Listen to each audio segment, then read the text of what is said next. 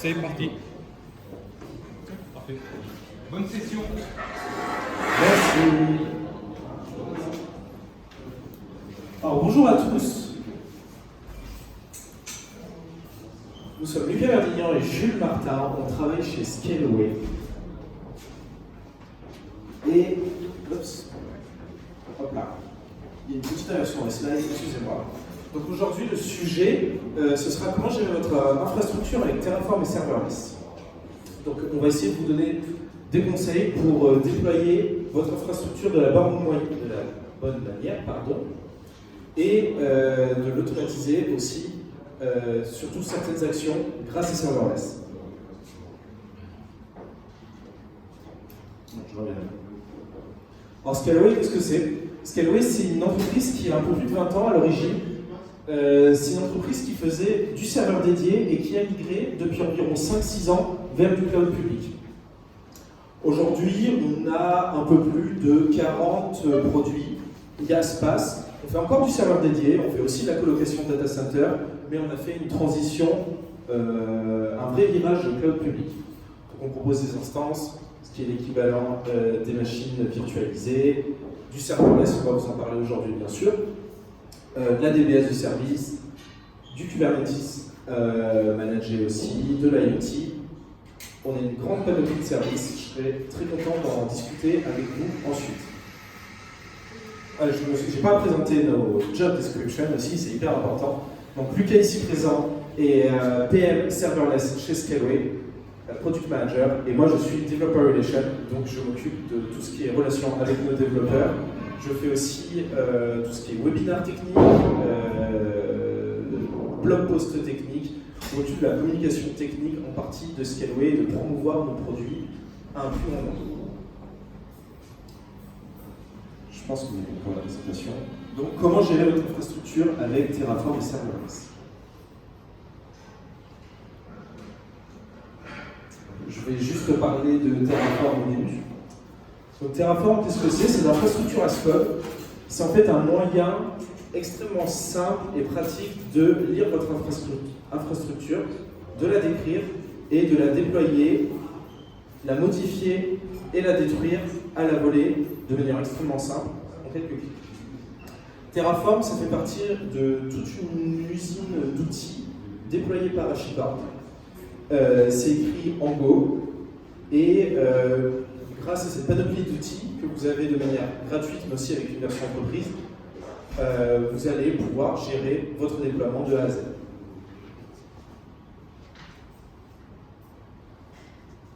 Ce que je vais faire aujourd'hui, en fait, c'est pas une démo live code exactement. Je vais vous projeter quelques morceaux de code que j'ai trouvé assez importants. À la fin, vous aurez accès à un blog post et un dépôt GitHub public sur lequel vous pourrez tout récupérer, bien sûr, de manière plus détaillée. Donc Terraform, très utile en fait pour construire les fondations de votre infrastructure.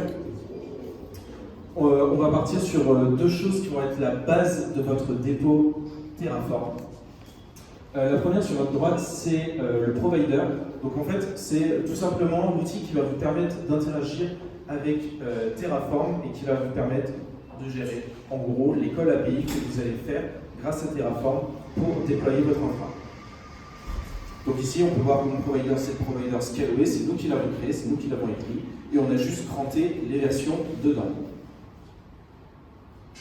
Juste à côté, on a le backend. Donc en fait, sur Terraform, vous allez avoir la possibilité de déployer votre infrastructure en local, bien sûr. Vous avez aussi la possibilité de le faire en remote avec ce qu'on appelle un backend. Terraform, comment ça va fonctionner? Vous allez avoir ce qu'on appelle un TF state. Ça va être l'historique du déploiement de votre infrastructure. Ça va être un peu votre livre de compte de qu'est-ce qui s'est passé, qu'est-ce que j'ai déployé et qu'est-ce qui aujourd'hui fonctionne dans mon infra. Avoir un backend, qu'est-ce que ça permet? Tout simplement, ça va vous permettre, quand vous allez travailler entre plusieurs développeurs, d'interagir avec ce repo distant. Dans notre cas, c'est un dépôt S3, je vais revenir dessus aussi. Et donc, vous allez avoir votre infrastructure à un instant T qui est déployée et vous allez pouvoir travailler grâce à ce repo distant à plusieurs développeurs sur la même infra. Ça va éviter de vous marcher dessus au final. et de casser ce qu'a pu faire un autre développeur au niveau de votre infrastructure. S3, je ne sais pas si vous êtes familier ou non avec, c'est de l'object storage chez Scaleway. Je pourrais revenir un petit peu à la fin s'il y en a qui ne sont pas à l'aise avec ça. C'est un protocole de stockage développé par Amazon AWS il y a pas loin de 15 ans, je pense maintenant. C'est devenu une norme sur le marché et c'est une façon de stocker vos objets extrêmement pratique, scalable, quasiment à l'infini, sous forme d'objets. Je ne vais pas m'attarder dessus, je referai une démo s'il y a besoin, incliné à la fin sur Object Storage aussi.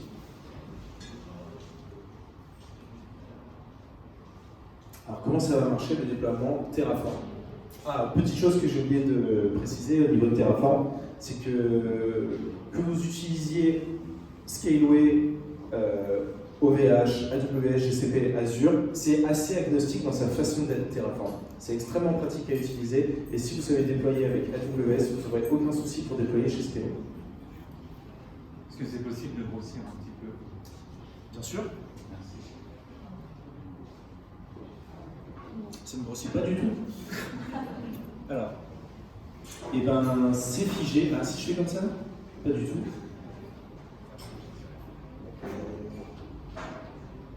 Et ben j'ai pas l'impression, malheureusement, je suis désolé. Ah, t'es du texte? Et ben ça a rien changé. Et non.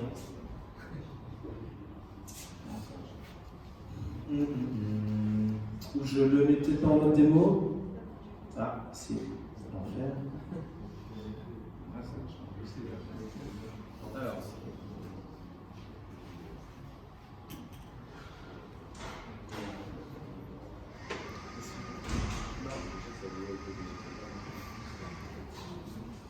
J'ai pas mieux que ça a priori. Hein. Je sais pas si c'est mieux. C'est un peu mieux. Je vais essayer une dernière fois et sinon. C'est pas grave, c'est pas grave. Il y a quelque chose que je voulais voir. Est-ce que là j'ai un zoom? Mission. Non, affichage. C'est là. Ah. Il y a Zoom. Hein. Ah là j'ai un peu trop zoomé. Ah, c'est bon. C'est pas trop mal là? C'est mieux, ouais. C'est bon. Bon, on va continuer comme ça. Ce ne sera pas une présentation très jolie du coup, mais si ça vous permet de lire, c'est quand même le plus important.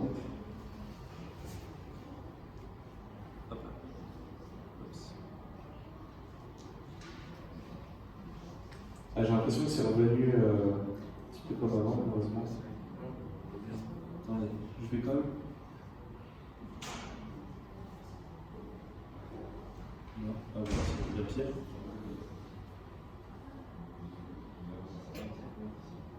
Bon, je suis navré, je ne peux pas avoir mieux que ça, a priori. Plus gros outils disponible. Il y aura tout, c'est pas très important, il y aura tout dans un dépôt public, vous pouvez aller le chercher. Il n'y a pas de problème. Où est-ce que j'en fais? Ah oui. Dans l'exemple que je vais vous montrer aujourd'hui, on va déployer 3 composants.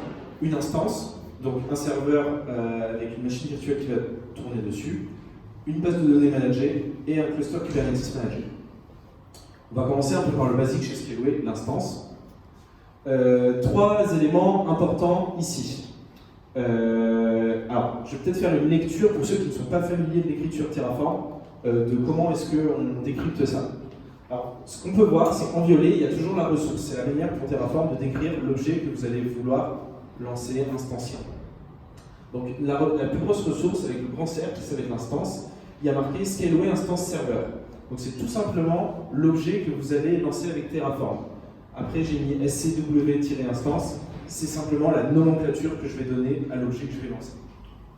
À la ressource plutôt. Le type d'EVRL, c'est tout simplement le type d'une instance chez Scaleway. J'ai pris la plus petite possible pour ce déploiement. L'image Ubuntu, on reste sur du classique. J'ai donné quelques tags pour pouvoir retrouver facilement mon instance par la suite. L'IP-ID, alors c'est là que ça commence à devenir intéressant sur le fonctionnement de Terraform. En fait, quand on va vouloir utiliser l'interaction entre plusieurs ressources chez Terraform, on va tout simplement dire, ici je veux, dans cet exemple, rajouter une IP publique sur mon instance. Donc je vais lui dire IP ID égale scaleaway underscore instance underscore IP. Je veux rajouter une IP, laquelle je veux la public IP. Au-dessus, on voit que j'ai une ressource qui s'appelle scaleaway underscore instance underscore IP. Public IP, c'est celle que j'ai déclarée au-dessus. Point ID, parce que je veux lui donner l'ID de cette IP. Je détaille précisément cet exemple, j'irai un peu plus vite pour la suite.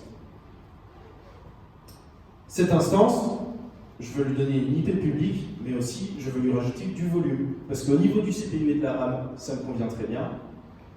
Par contre, il n'y a pas assez de mémoire. Je vais simplement lui passer une liste, comme vous pourrez faire dans n'importe quel langage de programmation. Je vais lui rajouter une liste avec scaleaway underscore instance underscore volume, point scw-instance, point ID, l'ID de cette instance. Et on peut voir, comme pour l'IP, que c'est le volume que j'ai déclaré juste au-dessus. Donc en fait, ça va marcher comme ça, à chaque fois, pour Terraform. Vous allez déclarer des ressources et vous allez pouvoir rattacher des features, pas des features, mais d'autres ressources à la ressource que vous allez lancer ici.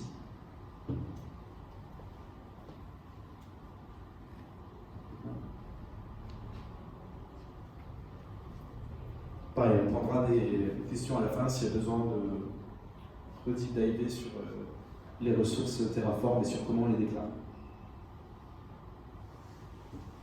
Donc notre premier exemple, c'était comment lancer une instance. Ici, on va parler de Capsule. Donc Capsule, qu'est-ce que c'est? C'est le cluster Kubernetes managé de Scaleway. Pour le lancer, on a besoin de deux ressources simplement. Je ne l'ai pas précisé, mais sur notre provider Terraform, il y a tout qui est indiqué, donc vous pourrez retrouver aussi les exemples de manière plus générale. Il y a des load balancers managés, il y a du private network, il y a tout ce qu'il faut. Ici, dans la ressource Capsule, deux choses qui sont importantes. Donc, le cluster en lui-même, donc le node et le pool. Donc, ça va être là où on va définir le type de machine sur lequel on va faire tourner notre cluster.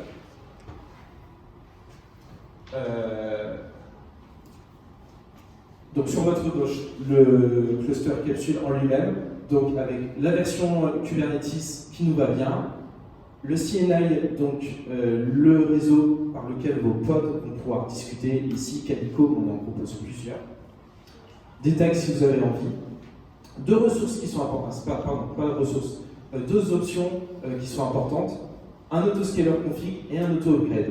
Qu'est-ce que c'est? Dans notre cluster Kubernetes Manager, on propose plusieurs features. La première, autoscaling config, c'est tout simplement un autoscaler basé sur l'usage CPU de votre ressource. Donc à partir, dès qu'on va tendre vers 100% de CPU utilisés, le cluster va automatiquement rajouter des nodes. L'auto-upgrade, c'est quand il y a des nouvelles versions du Kubernetes qui sont disponibles. Et là, dans l'exemple que je donne ici, tous les dimanches à 4 heures, le cluster va automatiquement rechercher s'il y a un upgrade possible. S'il y a un upgrade, il va l'appliquer. C'est des options, donc encore une fois, vous pouvez lancer un cluster Kubernetes sans ça. Sur la droite, on a donc le pool de nœuds. Donc le pool de nœuds, c'est un petit peu plus simple, c'est tout simplement en fait le type de node qu'on va prendre, combien on veut, on voit ici mid size, max size tout en bas, le nombre de nœuds minimum qu'on veut dans le cluster et le nombre maximum de nœuds aussi. Alors, quelque chose sur lequel j'aimerais juste m'arrêter une petite minute, c'est qu'à droite, je l'ai un peu fait exprès, j'ai variabilisé toutes mes options et je ne l'ai pas fait à gauche.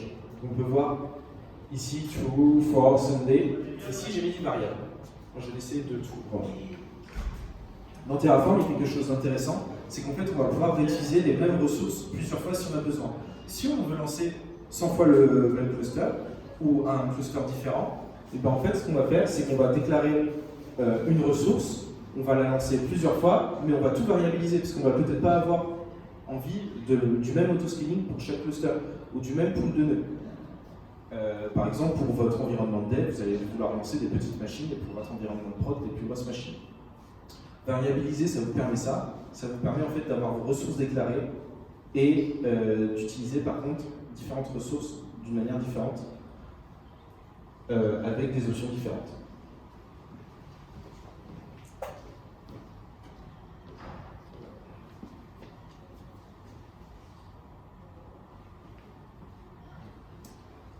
On va terminer sur cette partie Terraform avec les bases de données relationnelles. Donc ici, je vous affiche ce dont vous avez besoin pour lancer une base de données chez Scaleway avec le provider Terraform. On remarque qu'il y a besoin de 4 ressources. RDB Instance, RDB Database, RDB User et RDB ACL. Donc un petit peu sur le même modèle que le cluster capsule, c'est différencié en plusieurs éléments distincts parce qu'on va avoir besoin du nœud sur lequel va tourner l'instance, donc de la machine, de la version de la base de données. On va avoir besoin d'un utilisateur et on va avoir besoin d'un ACL. ACL, chez Scaleway, c'est Access Control List. Globalement, chez les cloud providers, les Access Control List, c'est un peu toujours la même chose. Ça va être les ressources, ça va être au niveau du network, ce qui va vous permettre de filtrer qui a accès ou non à votre service. Ici, qui va avoir accès ou non en termes d'IP, de filtrage d'IP à votre database.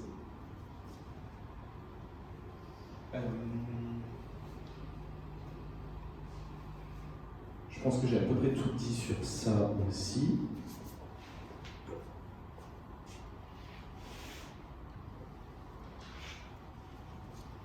Donc, dernière slide avant de donner la parole à mon collègue.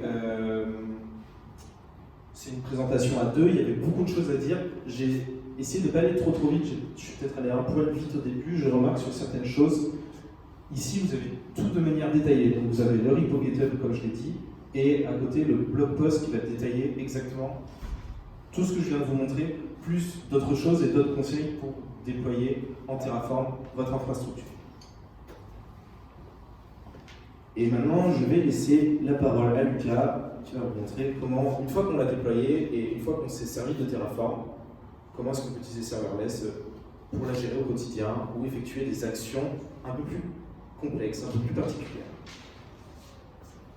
Merci Jules. Je vais peut-être passer, oui, donc comme l'a dit Jules, une fois que vous avez rempli votre Terraform, vous avez cliqué sur faire un Terraform Apply, votre infrastructure elle est là, elle est déployée et elle fonctionne. Sauf que, il y a certaines choses que vous allez vouloir faire et qui sont propres à votre logique métier de gestion de votre infrastructure, on va dire, dans la vraie vie. Ce n'est pas un instant figé comme vous l'avez déployé avec Terraform, vous allez vouloir réaliser des opérations récurrentes pour sécuriser votre infrastructure par exemple, pour rationaliser vos coûts, pour avoir après, pour mieux gérer la reliabilité de votre infrastructure.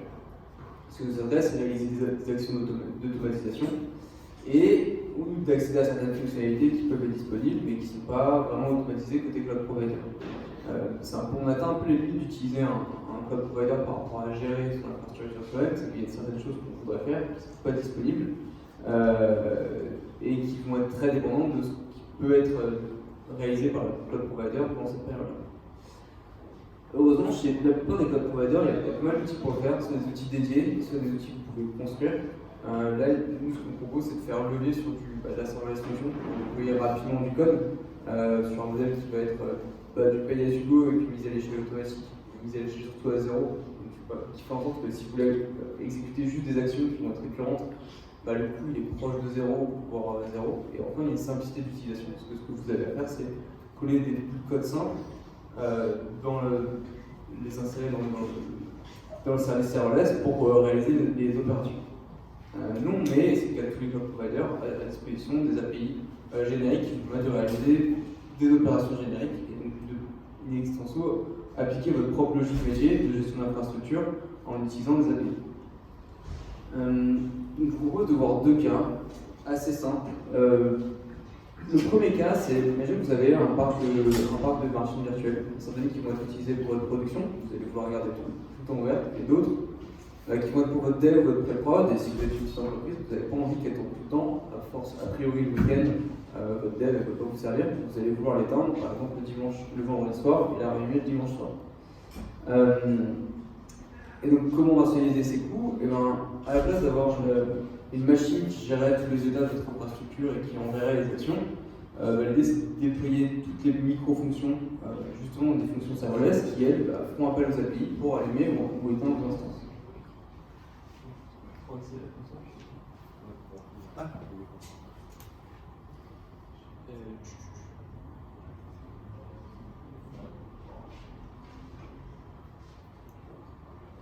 Vous voulez commencer sur moi? Ah, alors attends. Je vais quand même vérifier un truc. Sinon, je vous La tienne? Ouais. Non, mais est-ce qu'on en dit? Ouais.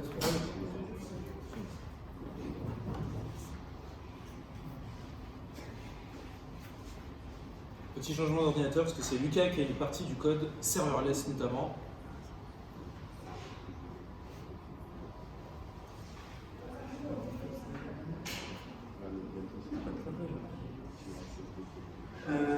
Ici, sur la console Scaleway, je suis passé par la console pour des soucis de simplicité, mais l'idée c'est que vous pouvez le déployer en utilisant soit l'API directement, soit en utilisant le CLI, soit en utilisant bientôt aussi Terraform. C'est-à-dire déployer en même temps que vous déployez votre infrastructure les règles de gestion que vous voulez appliquer. Et donc ici, on va utiliser simplement une API, la fonction est simplement en Python. Et l'objectif, c'est de définir dans un premier temps le handler, donc la fonction, le fichier qui va permettre d'exécuter les actions et qui va contenir le code. Et donc, on va venir assez simplement ici utiliser, comme vous l'avez vu sur le schéma, le logique de cron. C'est-à-dire que j'ai un cron job qui va s'exécuter régulièrement et qui va passer des informations à ma fonction. C'est ce que je récupère ici dans la partie event du handler, donc les informations sont passées. Donc ça va être dans un premier temps donc la zone de mon instance, parce qu'elle est sur la zone de Paris, la zone d'Amsterdam, la zone de Varsovie. Ça va être de récupérer le serveur du ID, pour définir pour chaque cron quel serveur je vais vouloir allumer ou éteindre. Et enfin, je choisis de faire passer aussi l'action par le cron. Donc dès que le code après est générique, on donne l'information au moment de l'exécution. Donc ici, c'est soit du power run, soit du power off. Et donc, assez simplement après, je vais vous poser une URL, je vais appeler l'URL de Scaleway en postant les informations que j'ai récoltées via mon cron, donc la zone, le serveur ID et l'action. Et je vais ensuite aller envoyer l'événement et récupérer les statuts. Je peux accéder aux statuts via soit la partie log, soit dans les résultats de ma fonction. Je définis ensuite la ressource, c'est des ressources qui sont minimales. Faire un call HTTP, ça ne requiert rien. Et dans serverless, comme le montraient les précédents intervenants, les coûts peuvent vite devenir exponentiels. Ici, pour cette opération qui est très faible en coût, autant mettre les plus petites variables. J'ai des possibilités scalées, je peux définir un nombre minimum d'instances qui vont tourner en permanence pour assurer une meilleure réponse. Or ici, c'est un besoin qui est asynchrone, donc je peux rester à 0, d'autant plus dans l'optique d'avoir des coûts qui sont réduits. Et enfin, je définis mes paramètres que je passe par des variables d'environnement, des secrets, et je définis mes deux points de job pour allumer ou éteindre ma fonction avec un vendredi ou un lundi. Ou un dimanche. Le deuxième cas d'usage,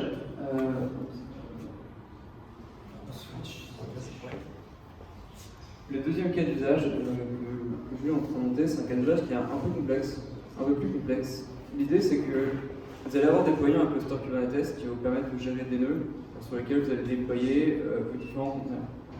Ces conteneurs, vous allez vouloir les connecter à une base de données relationnelle, type Postgres ou RDB chez nous.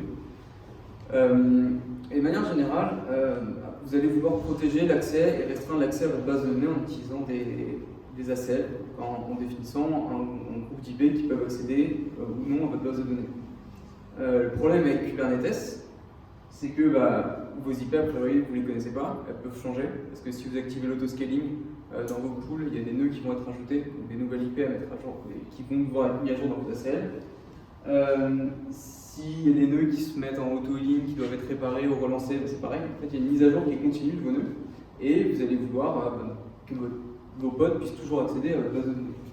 Donc, ce que vous pouvez faire, si vous ne voulez pas déployer de VPC, c'est d'utiliser une fonction qui va tourner régulièrement, qui peut être déclenchée via Cube, et qui va venir aller chercher dans votre cluster Kubernetes Manager, dans vos pools, quels sont les nœuds qui sont créés ou qui sont en cours, et mettre à jour en fonction vos ACL.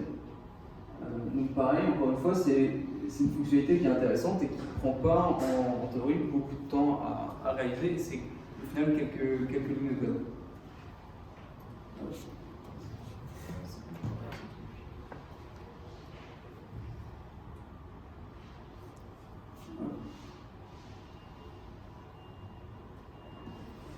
Donc voilà.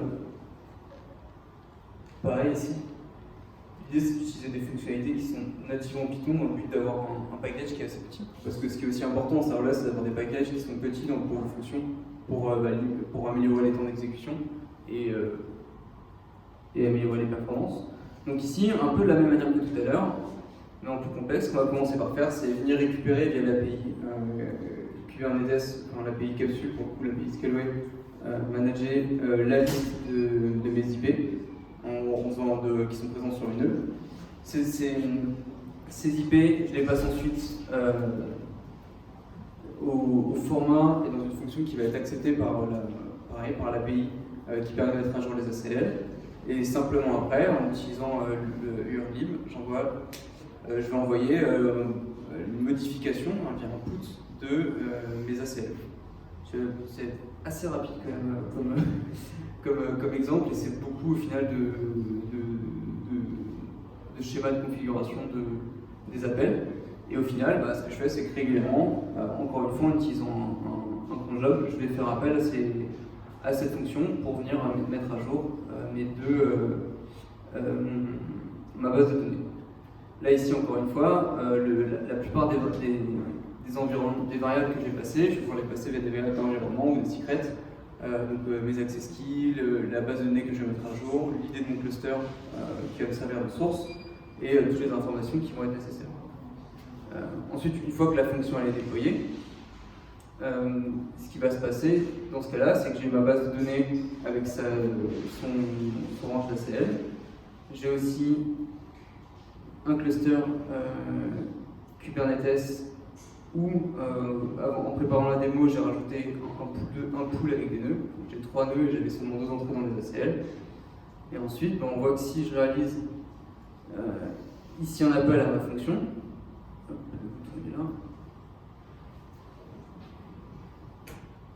il y a le temps de chargement. Pour le serverless, c'est la partie démarrage à franc, parce qu'ici la fonction va pas tourner. Donc, encore une fois, là c'est pour la démo, mais sinon c'est un prompt qui va tourner en permanence. Donc les quelques secondes du call start ne vont pas impacter vraiment votre performance. Et donc une fois que la fonction est répondue, on va voir ici que sur ma base de données, l'IP a été ajouté. Et si ça va pouvoir marcher à chaque fois qu'un nœud est supprimé et qu'un nœud est ajouté. C'est tout pour ma partie. Et ça, c'est des exemples qui sont assez simples, mais l'idée c'est de dire que si vous avez envie de faire quelque chose, que c'est des actions de gestion de notre infrastructure et que vous n'avez pas envie forcément de monter une instance, de monter toute une logique applicative au même endroit et que vous voulez surtout le faire à un moindre coût, dans des solutions comme serverless, là, ça peut être des bons cas d'usage pour les utiliser. Parce qu'encore une fois, c'est des appels qui sont asynchrones, donc toutes les problématiques que vous allez avoir par rapport au temps de réponse de vos fonctions serverless, ils ne vont pas rentrer en compte là, et vous allez pouvoir appliquer n'importe quelle logique à la gestion de votre infrastructure. Merci Lucas.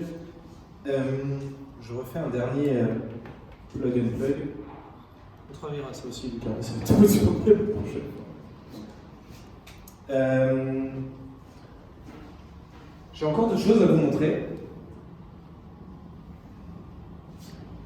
Il y en a une, j'aurais peut-être dû le spécifier un peu au début. Hop là.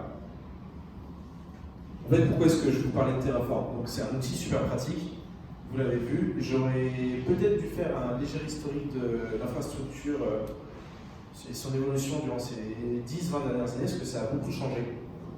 Et en fait, je pense que là, on voit à quel point c'est pratique d'avoir un provider Terraform surtout quand on est un cloud provider comme Scaleway, c'est toutes les actions qui vont être automatisées, que vous n'allez pas avoir à faire à la main par Call API grâce à un SDK ou de diverses manières vous-même.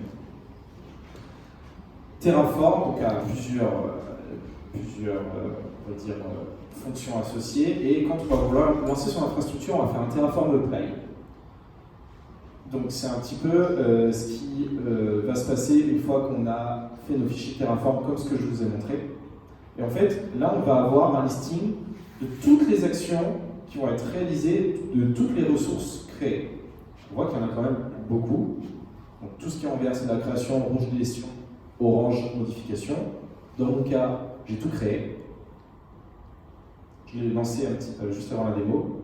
Donc là, Terraform va vous montrer, donc ça aussi, moi je trouve ça extrêmement pratique, surtout quand on est à plus grande échelle, qu'on a des centaines d'instances à gérer. Il va y avoir un résumé de tout ce qui s'est passé, un plan, 9 to add, 0 to change, 0 to destroy. Ici, on va créer 9 ressources. Donc j'ai dit oui. Et là, on a la liste en fait de tout ce qui est créé par Terraform. C'est vrai qu'on se rend compte que c'est quand même super pratique. Parce que là, juste avec une instance, une database et un cluster Kubernetes assez basique, on va dire, il y a énormément de choses qui se sont passées sous le manteau. Donc voilà, pareil, je peux vous montrer un destroy. Si j'ai envie de supprimer, je sais pas, un voilà, que j'ai fait.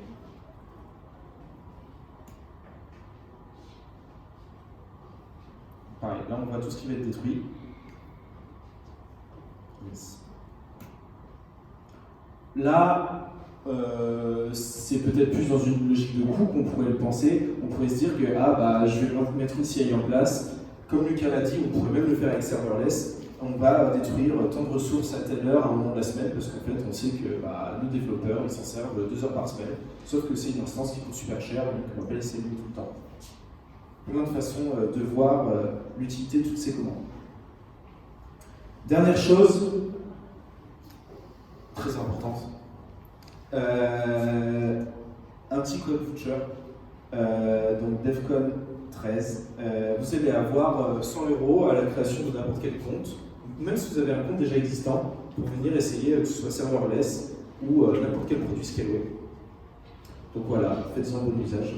Merci infiniment de nous avoir écoutés. Si vous avez la moindre question, on est disponible.